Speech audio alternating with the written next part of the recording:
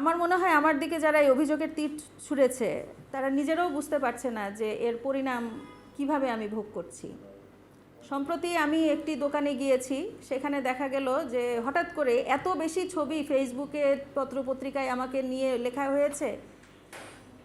প্রথমে 4-5 জন আসলো এবং তারপরে দেখা গেল প্রায় 10-12 জনের মতো আমাকে ঘিরে ফেললো। তারা বলছে যে আমাকে জবাব দিয়ে যেতে হবে। এই ধরনের সিচুয়েশনের মধ্যেও আমাকে পড়তে হচ্ছে। কিন্তু কেন? আমার বিরুদ্ধে অভিযোগগুলো কোথায়? মানে আমি তো বারবারই বলছি যে যারা সত্যকে আড়াল করার চেষ্টা করছে তারাই আমার বিরুদ্ধে এই ধরনের অভিযোগ করছে।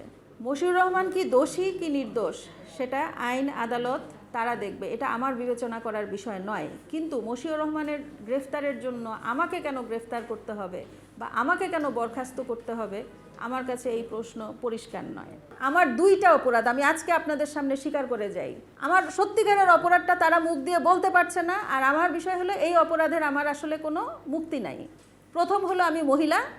আমাদের সমাজে মহিলারা কেন কাজে সামনে এগিয়ে যাবে এটা যতই আপনারা ভালো কথা বলেন আসলে অনেকে মানতে পারে না। আর দ্বিতীয় অপরাধ হলো আমি বেসরকারি বিশ্ববিদ্যালয় থেকে পড়েছি। সুতরাং এই 2টা অপরাধ এই জন্মে তো আমার এটার প্রায়শ্চিত্ত করার আমার সুযোগ নাই। এই জন্মে তো আর আমি পুরুষ হতে পারবো না। আর এই জন্মে আমি আবার নতুন করে ইউনিভার্সিটিতে ভর্তি হয়ে ঢাকা বিশ্ববিদ্যালয়ে ভর্তি হবো, সেটাও আমার পক্ষে হওয়া সম্ভব না। কিন্তু এই ধরনের হেনস্থার শিকার আমি নিয়তই হচ্ছি। আমাকে বলা হয় যে আমি বিগত সরকারের থেকে বিশেষ সুবিধাপ্রাপ্ত একজন। এই ব্যাপারে আমি একটু বলতে চাই। আমার নিয়োগ হয়েছে 2006-এ। 2000 কেয়ারটেকার গভর্নমেন্টের সময় আমার নিয়োগ 2006-এ সায়েন্টিফিক অফিসার হিসাবে নিয়োগ পেয়েছি। তাহলে বিএনপি সরকারের সময় আমার নিয়োগ, কেয়ারটেকার গভর্নমেন্টের সময় আমি প্রকল্প পেয়েছি, তারপরে আমি বিগত আওয়ামী সরকারে আমি প্রকল্প বাস্তবায়ন করেছি, এখন অন্তর্বর্তী সরকারের সময় আমি চাকরিতে আছি। খুন, অপহরণ ইত্যাদি দোষেও আমাকে তারা সামাজিকভাবে বিভিন্ন জায়গায় আমাকে নিয়ে সংবাদ প্রচার করছে। এতে করে তো আমি আসলে ঝুঁকির মধ্যে আছি। আমি ঝুঁকির মধ্যে আছি, আমার বাচ্চারা ঝুঁকির মধ্যে আছে, আমার পরিবার ঝুঁকির মধ্যে আছে। কারণ যে কেউ আমাকে দেখে মনে করতে পারে যে আমি অপহরণকারী। ছাত্রলীগ যেমন আমার উপরে ক্ষিপ্ত থাকবে, বৈষম্য বিরোধী আন্দোলনকারীরা থাকবে, এই প্রত্যেকটা সেক্টরকে আমার দিকে এভাবে করে তারা লেলিয়ে দিচ্ছে যাতে আমাকে তারা ক্ষতি করে। কেন?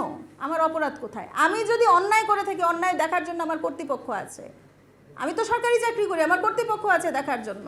কিন্তু এই ধরনের ব্যবস্থাগুলো কেন নেওয়া হচ্ছে যাতে করে আমাকে একেবারে নিশ্চুপ করে দেওয়া যায়? কারণ আমি এই প্রতিষ্ঠান থেকে চলে গেলে এই প্রতিষ্ঠানটা 8-10টা সরকারি প্রতিষ্ঠানের মতো তারা 9টা-5টা কাজ করবে। আপনারা দেখবেন আমাদের একজন বিজ্ঞানী, আমি চাই প্রথম কথা হলো যে তারা দাবি তুলেছে আমাকে বরখাস্ত করতে হবে, তার জন্য তারা আন্দোলন করছে।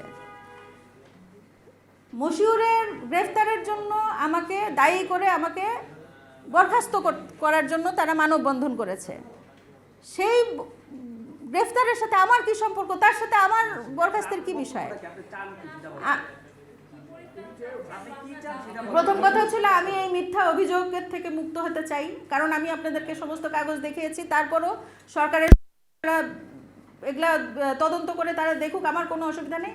আমি আমার কর্মক্ষেত্রে ফেরত যেতে চাই এবং আমার যে প্রতিষ্ঠান আমি তিল তিল করে তৈরি করেছি, আপনারা জানেন এক একটা যন্ত্রপাতি যথেষ্ট সেন্সিটিভ। এই যন্ত্রপাতিগুলো 6 মাস ধরে কোনো রকমের কোনো রক্ষণাবেক্ষণ নাই, প্রতিষ্ঠানটা ধ্বংস হয়ে যাচ্ছে। এই জায়গায় এই জিনিসটা আমরা শেষ করতে চাই। আমি এগুলোর অবসান চাই। তাদের আন্দোলন, আর তারা আন্দোলন থামিয়ে তারা যদি তাদের কোনো জিজ্ঞাসা থাকে তারা বসুক, আমার কাছ থেকে তারা জানুক, এই সমস্ত পেপার তারা দেখুক। তারা যদি কোনো অভিযোগের সত্যতা না পাওয়া যায় তাহলে তারা এর থেকে নিবৃত হোক, এটাই চাই, এবং প্রতিষ্ঠানটা চালু হোক।